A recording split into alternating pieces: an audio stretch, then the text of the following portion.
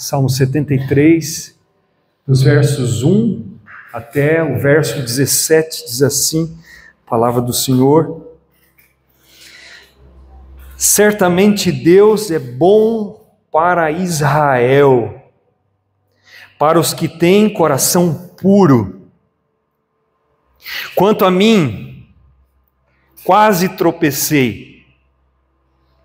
Meus pés escorregaram e quase caí, pois tive inveja dos orgulhosos, quando os vi prosperar, apesar da sua perversidade. Levam uma vida sem sofrimento e têm o corpo saudável e forte, não enfrentam dificuldades, nem estão cheios de problemas, como os demais, ostentam o orgulho como um colar de pedras preciosas e vestem-se de crueldade. Seus olhos cobiçam sempre mais, e o coração vive cheio de más intenções. Zombam e falam somente maldades. Em seu orgulho, ameaçam usar de violência.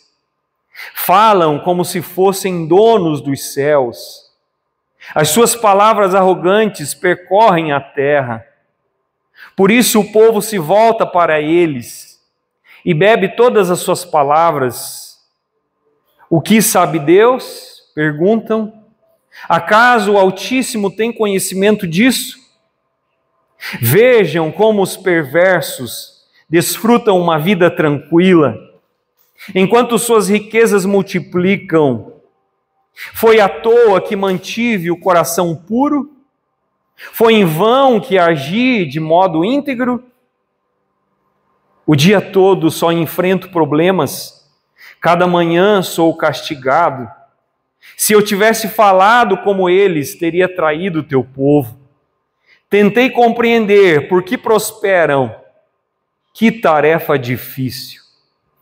Então, entrei no teu santuário, ó Deus, e por fim, entendi o destino deles. Verso 17, então, entrei em teu santuário, ó Deus, e por fim, entendi o destino deles. Amém? Irmãos amados, a matemática não fechava na cabeça desse salmista. Qual? Porque os maus prosperam e os justos sofrem. Essa era a pergunta que não queria calar. Por que os maus prosperam enquanto os justos sofrem? E esse pensamento o machucava. Assim como é um pensamento que em algum momento da nossa vida machucou cada um de nós. E com o salmista não foi diferente. Ele se via deslizando morro abaixo, tentando frear, tentando agarrar em algum arbusto. E ele agarrou, sim, ele soube refrear um pouco a queda, ele se firmou em certos princípios. Ele não se deixou levar pela aparência dos fatos. Mas o problema ainda não estava resolvido no seu coração. Ainda havia aquela angústia. Ele parou de escorregar, sim, mas ele ainda não tinha solucionado a questão. Até que entrei no santuário de Deus. Como é que ele conseguiu retornar ao pensamento sadio, ao pensamento espiritual? Vamos ver algumas coisas. Primeira coisa, irmãos, Deus muitas vezes precisa corrigir o nosso pensamento.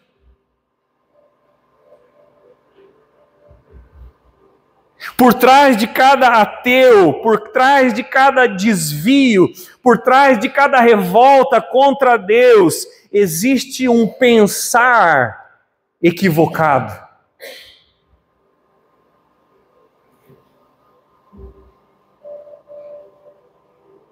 Pensamento que a pessoa de alguma forma não deu conta. Por isso, queridos, eu estou convicto de que os ateus têm muita fé.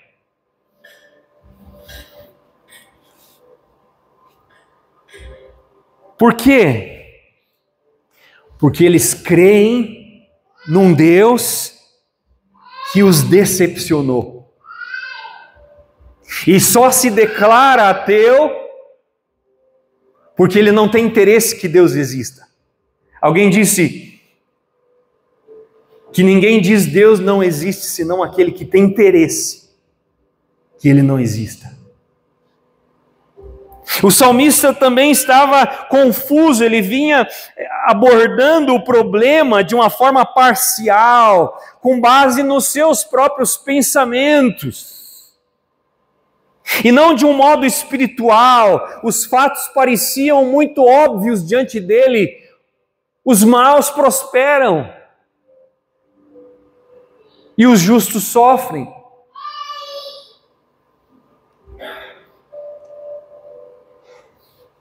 Então, queridos, como a gente faz? Ele começou a pensar no problema, ele começou a remoer esse problema, ele começou a girar em círculos, talvez, às vezes, tentando fazer uma atividade ou outra para esquecer daquilo, mas quando deitava na cama, tudo recomeçava. Porque os maus prosperam e o justo sofre? E tudo parece tão óbvio, irmãos. Parece. Aparência. Aparentemente. As coisas aparentam. Porque nós não devemos nos mover por aquilo que nós vemos, nós devemos nos mover por aquilo que nós cremos. O erro do salmista foi pensar apenas com a sua razão. Porque a razão, irmãos, não tem a solução para muitos dilemas da vida. É preciso ir além da razão, é preciso ver as coisas com o olhar da fé, com a ótica da fé. A fé não é irracional, ela não assassina a razão, mas há uma diferença entre o pensamento que se firma na razão e o pensamento que se firma naquilo que Deus diz. Esse é o nosso chamado, de firmar os nossos passos nessa terra, naquilo que Deus diz. Nós precisamos ficar com aquilo que Deus diz, porque Jesus fez isso. Depois de 40 dias de jejum, levado pelo deserto para ser tentado pelo diabo, o inimigo se aproxima, e ele diz: não é possível que você seja filho amado de Deus e esteja aí passando fome. Manda que essas pedras se transformem em pães. E aí Jesus diz, entre esse aparente abandono, essa aparente contradição, eu fico com aquilo que Deus diz. Não só de pão viverá o homem, mas de toda a palavra que procede da boca de Deus. Eu fico com a palavra. Queridos irmãos, a gente também na nossa caminhada, né, nós aguardamos 10 anos, quase 10 anos de casados para a Sofia chegar. Às vezes a gente olha para ela e diz assim, como que você demorou para vir? Quanta ansiedade. Tivemos perdas também no processo. E às vezes a Carol olhava a notícia e via uma notícia de uma mãe jogando um bebê no lixo.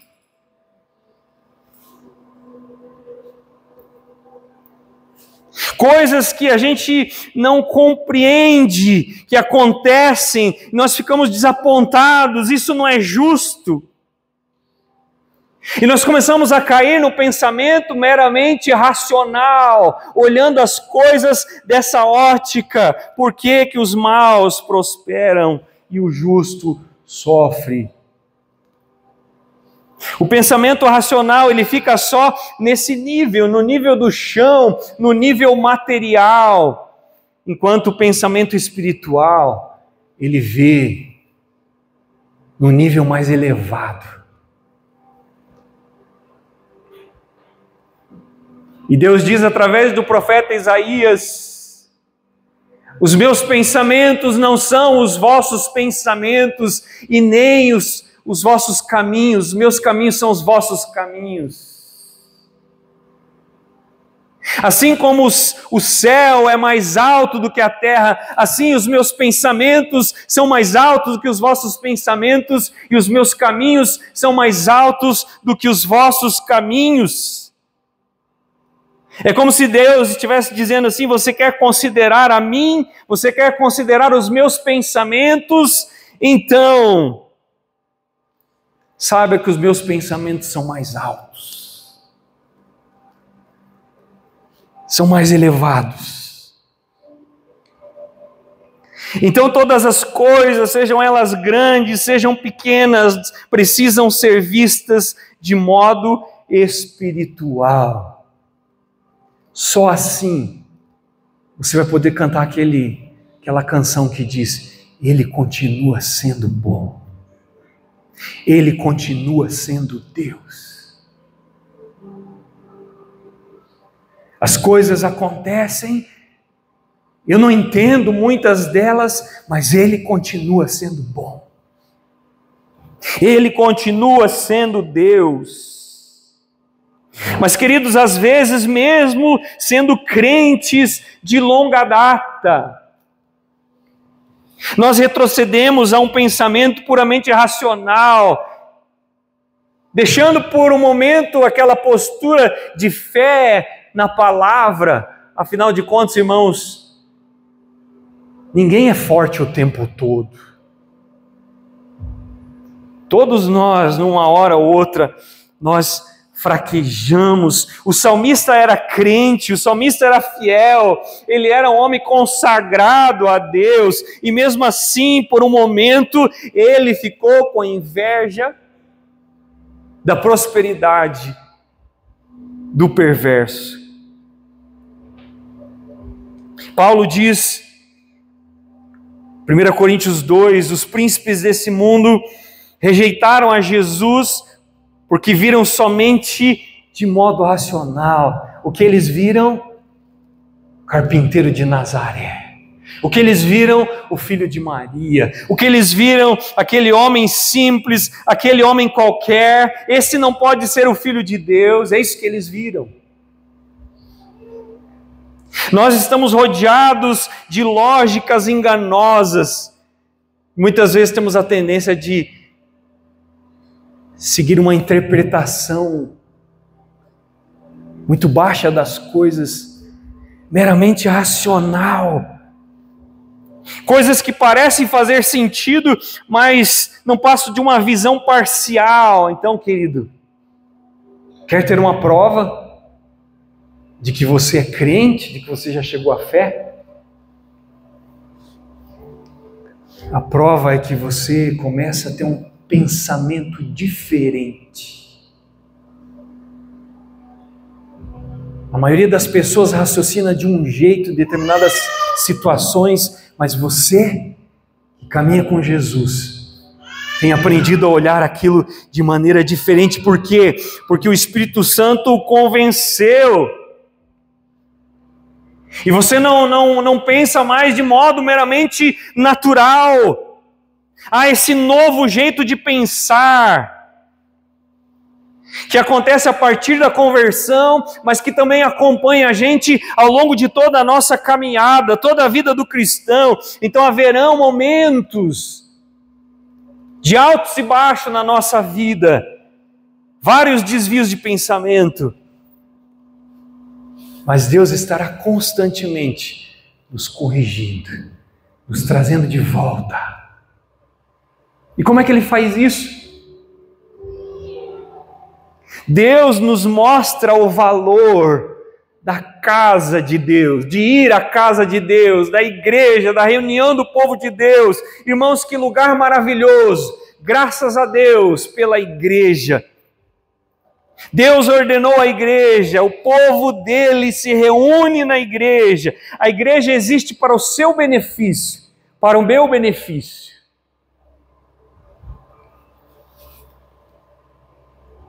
Quantos desvios já foram evitados? Quanta doença de alma foi curada?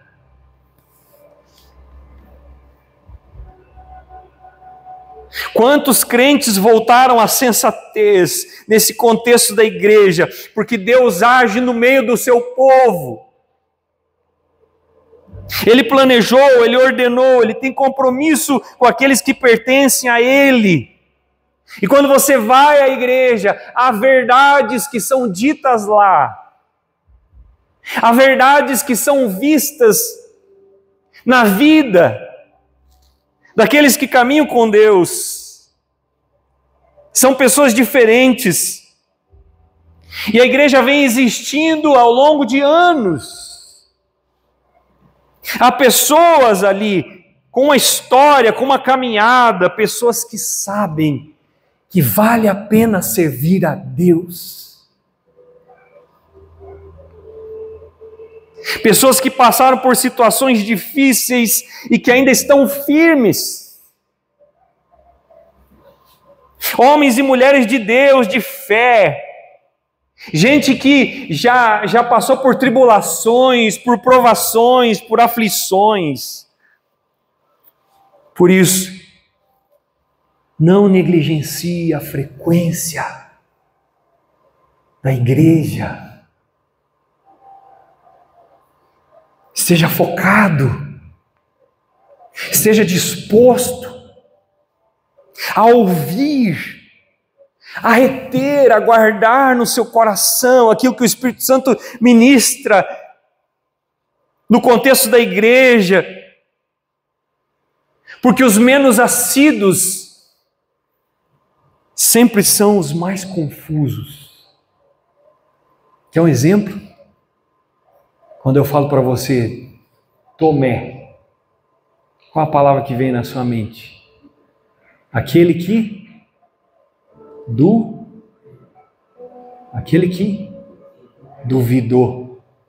Sabe por que Tomé duvidou? Porque ele faltou o culto da ressurreição. E porque ele faltou ao culto da ressurreição, Jesus teve que aparecer para ele a segunda vez, e dizer: toca aqui na minha ferida, toca no meu lado, não sejas incrédulo, mas crente. Há algo, irmãos, na convivência desse lugar que nos ajuda a manter uma condição de saúde espiritual. Ir à igreja nos introduz à Bíblia. Já vi pessoas, que se achegam à igreja e começam a gostar, e elas dizem: olha, eu sinto que eu preciso conhecer mais a Bíblia. E o salmista não dispunha da Bíblia assim como nós dispomos hoje. Nós podemos levar a Bíblia para casa. Por isso, querido, familiarize-se com a palavra de Deus. Ela ajudará você a pensar espiritualmente, a pensar diferente.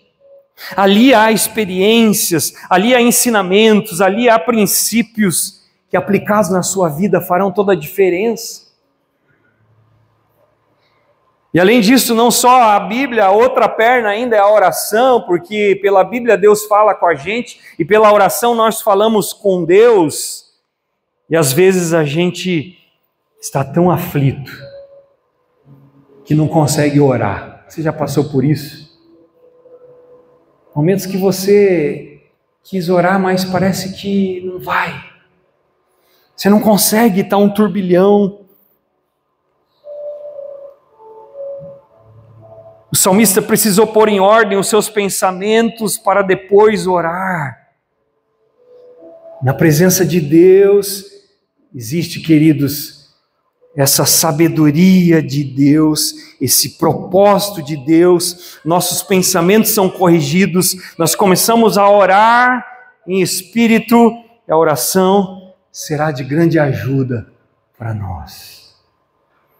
Terceiro, Deus não só ministra a nós, no contexto da igreja, corrigindo os nossos pensamentos, mas Deus nos faz entender coisas específicas.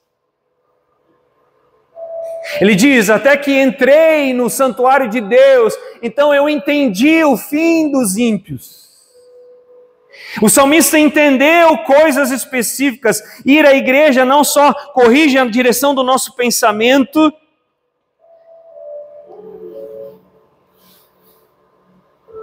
mas nós passamos a entender certas coisas que não entendíamos. O salmista entendeu.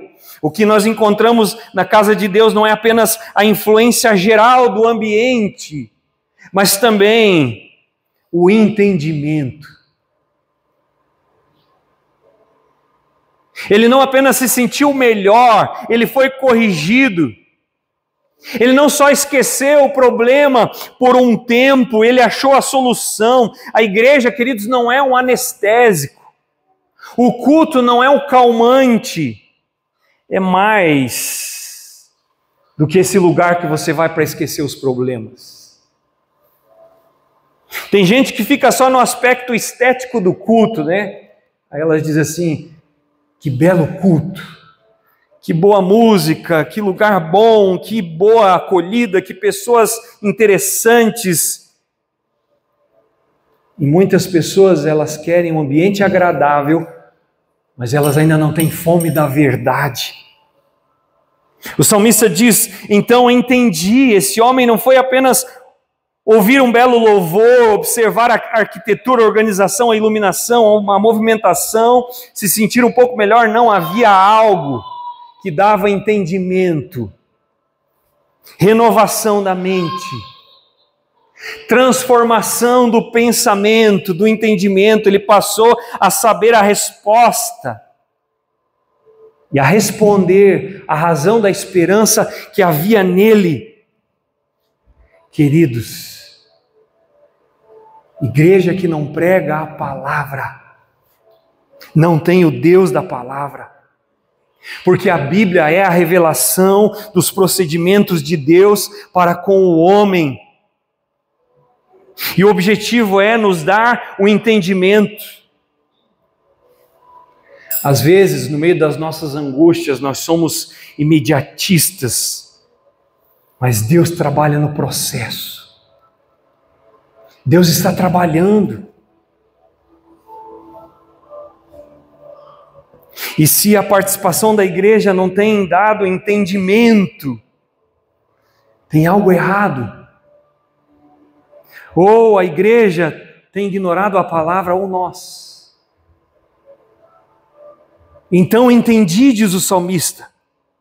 É preciso entender, não só se sentir temporariamente melhor.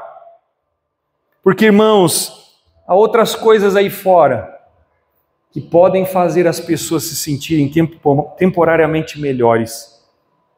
Alguns vão no cinema, outros vão aos bares,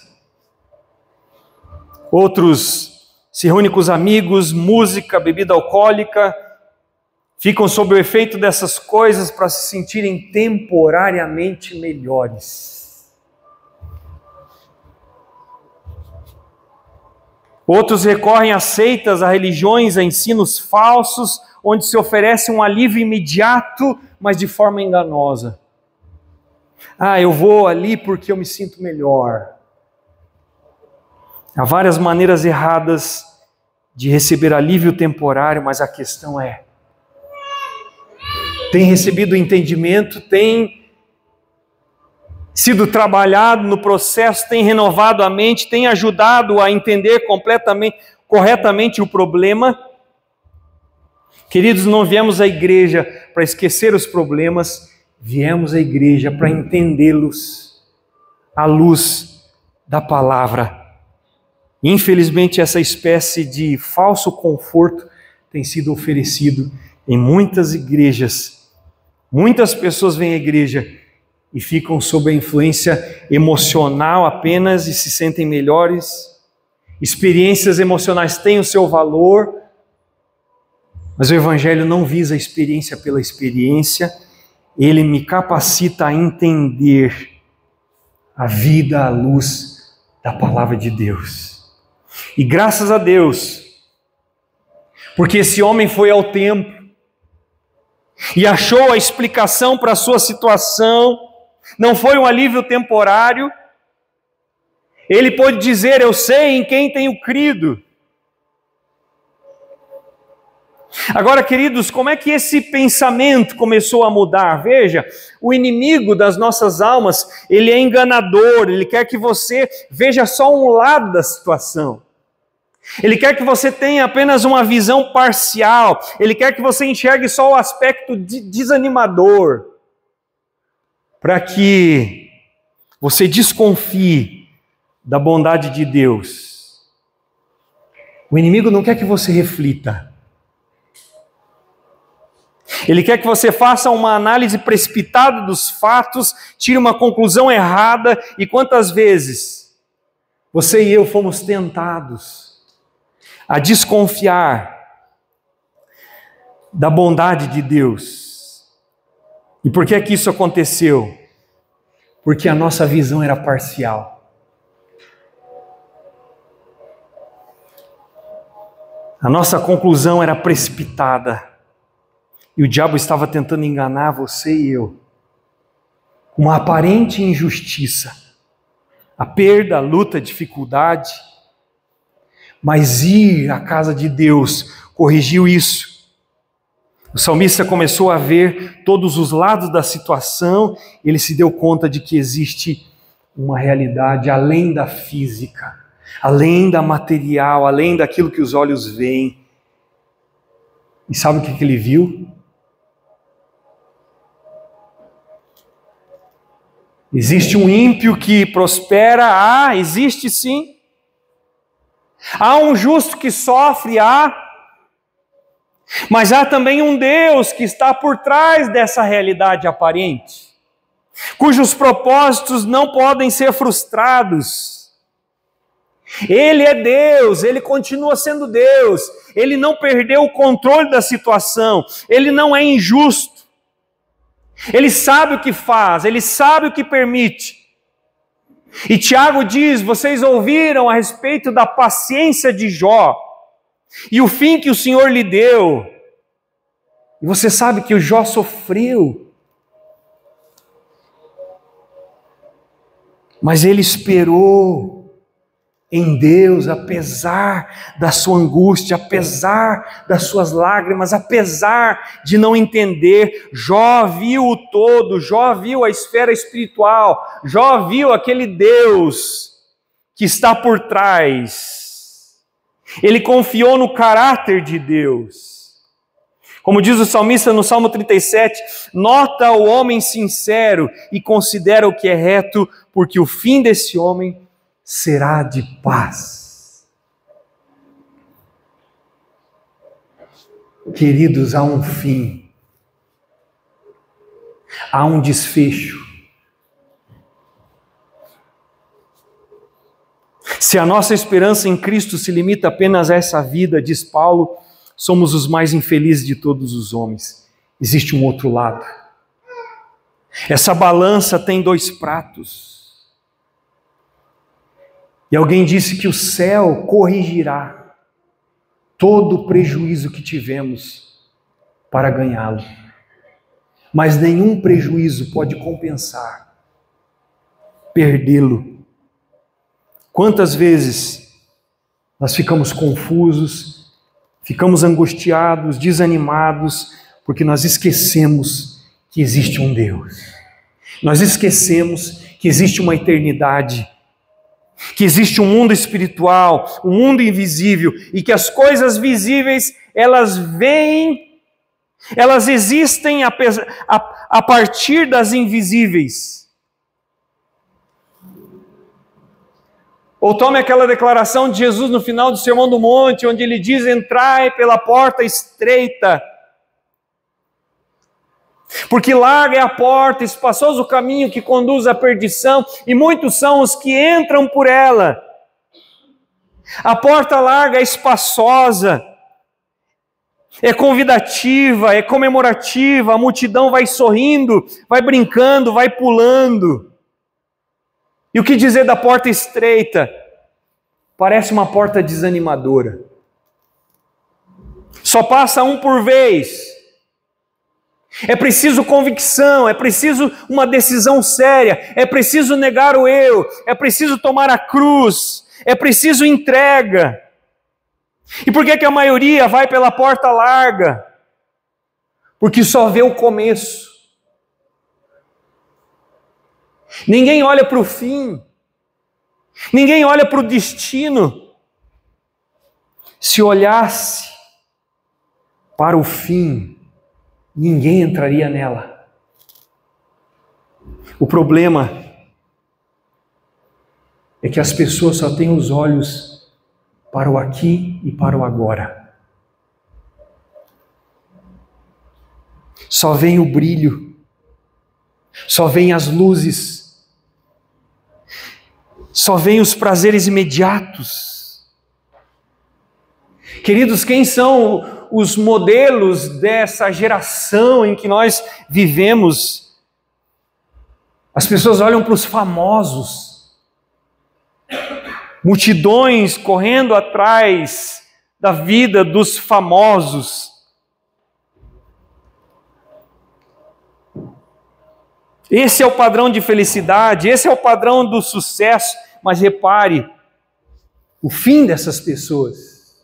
Não repare só o brilho, não repare só esse início enganoso, repare o fim. Aí você segue essas pessoas e você vai ver elas nos tribunais de divórcio, vai ver elas envolvidas em prostituição, em vícios, incapazes de ter filhos por causa do seu egoísmo. E você vai seguindo a vida deles e você vê o triste fim. Pega uma vez e começa a olhar vídeos que mostram o fim da vida dos famosos. Fulano morreu de overdose. Ciclano se suicidou.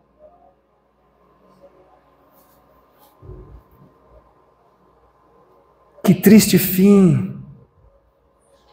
E apesar disso, as multidões vão hipnotizadas por esse brilho.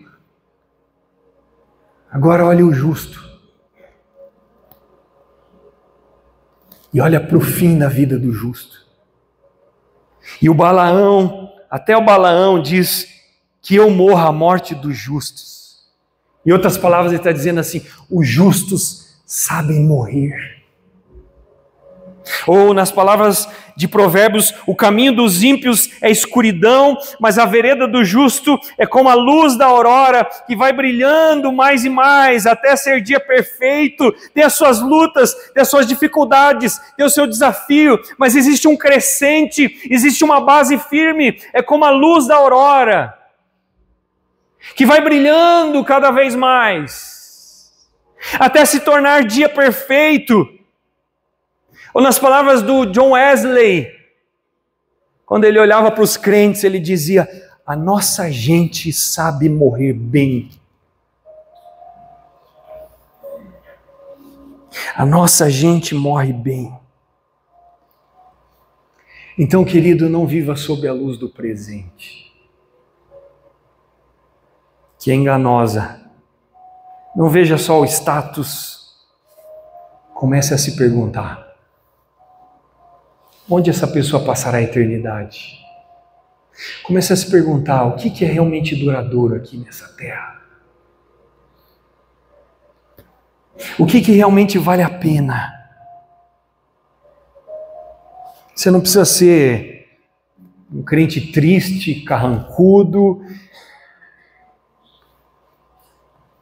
pessimista. Você pode ser bem-humorado. Você pode estar rodeado dos seus amigos, pode falar de finanças, pode falar de notícias, pode falar de futebol, pode falar de muitas coisas, mas em todos os assuntos, que o seu e o meu coração sejam firmados naquilo que realmente é duradouro, naquilo que realmente vale a pena, naquilo que não pode ser tirado de nós. E mesmo que as dificuldades venham, às vezes a gente acha, meu Deus, que a gente continue caminhando, olhando para esse Deus que conhece todas as coisas e cujo plano é perfeito. Porque a vontade dele é boa, perfeita e agradável. Amém?